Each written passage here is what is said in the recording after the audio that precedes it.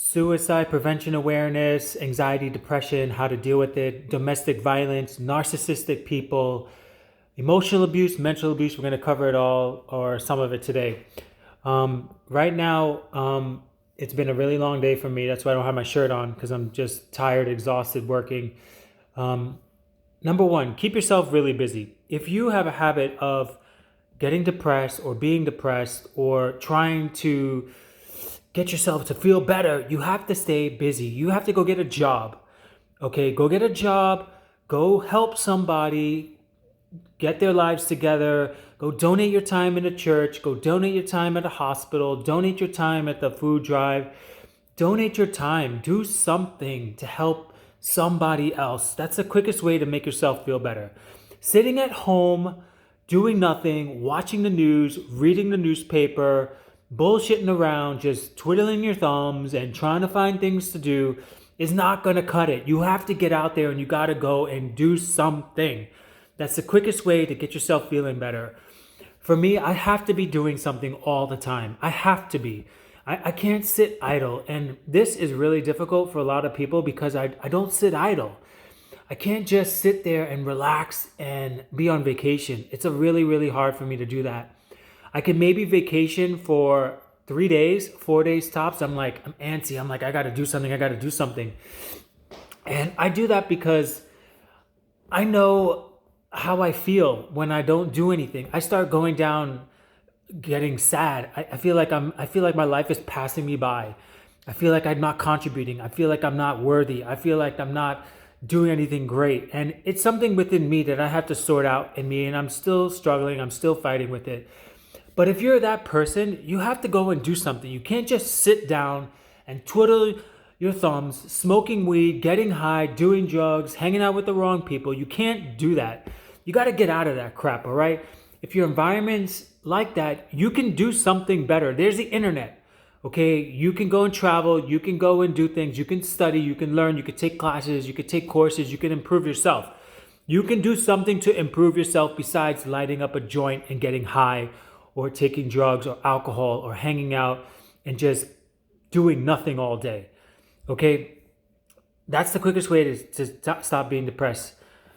If you're in an abusive relationship, okay, you're going to be depressed, okay, and you're going to think that it's all your fault. So it's good to get out and do something and start breaking out of those patterns of being in this abusive relationship, okay? Abusive people will always abuse you if you don't put your foot down and you don't stand up for yourself. At first, you're going to get really angry at yourself and you're going to get really angry at everybody around you because they're going to be telling you, look, this is not right for you. You got to change this. And you're going to be like, no, I love this person. I love this person. And I got to spend the rest of my life with them. And I don't want to be a failure. I want to stay with them. And then you're going to go through this cycle over and over again until they strip you to the core and you feel worthless and you feel like you're not even a person anymore. And then they got you right where they want you. And nobody should ever feel like that, okay? I don't care what relationship you're in. If you feel worthless, if you feel like you are nothing because of somebody's doing something to you or saying something to you or mentally, verbally abusing you and assaulting you, you need to get yourself out of that situation. Get busy. Take classes, work extra jobs, get out of the house, man, and start segregating yourself from this toxic person, okay? Obviously, this person is not going to like it because they want the control over you. Okay, so now you got to get your shit together. That means you need to have your power of attorney set up. You need to have your healthcare advocate set up. You need to have your will established. You need to have, there's another one I'm missing. Oh my God. The healthcare advocate, which I said, but there's another one, a healthcare proxy. You need to have all of this stuff set up and you need to get people that are very dependable and stable. Maybe it's a third party person. Maybe it is one of your friends that can be neutral in this whole situation when you're having problems physically, emotionally, mentally, health-wise, and financial-wise. And then ultimately, when you separate, you need to have your shit together. You need to have these documents together.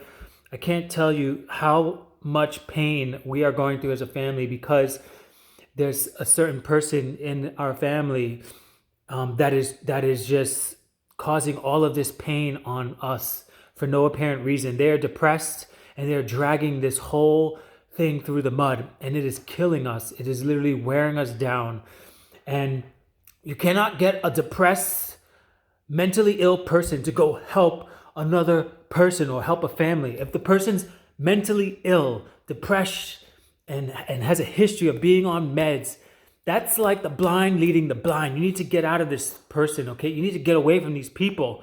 This person is not in the right frame of mind or the right person to solve the issues, to handle the issues, all right? I know I'm rambling all over the place, but I just want to remind people that if you're depressed or if you're in a domestic violent relationship or you're being abused, get out of there, okay? Tell somebody, get the support. Don't feel ashamed. Don't feel like you got to segregate yourself away from everybody. That's exactly what the abuser wants. They want to segregate you from everybody so they can have you right where they want you. You need to tell people, you need to not be ashamed. You need to not feel scared. Tell people that you trust. People will love you more if you just tell them what you're feeling or what you're going through. And then you can get the help. You don't have to do this alone. You don't have to weather this alone, okay? And you don't have to give up on your life because you feel like there's no way out. There is a way out, okay? There is a way out. There's help out there. Reach out to people. Tell somebody. Get the support you need. I know it's easier said than done, but just take small steps and get the support you need. Contact people. Contact your police department if you're afraid for your life and your children's life. Contact the police department. Make a report. Let it be on file. So in case something does happen, you have something on file, okay? Contact an attorney. Get legal counsel. Get educated. It's nothing to be ashamed about. Get yourself out of these toxic, abusive relationships. There's so much mental illnesses and mental abuse and verbal and emotional abuse going on in the world right now. Get away. You deserve better. It will get better. You do make a difference. You do have something to contribute. You are not a waste. You are not a big mess up. You are not a screw up. Your past is gone. It's over with. There's a fresh new start waiting for you. Okay, but you got to take a step and step into the fresh new beginnings, fresh new starts that are waiting for you. Forget the past. Learn from it, appreciate it, accept it, see the good and the bad, but let it go and step into something brand new, the future. I love you guys. Hope this helps somebody. Don't give up the fight. Don't give up the fight. As tired as you are, as weak as you are, as much pain as you're going through, do not give up the fight. You do make a difference. You do matter. I love you. Live free, live amazingly.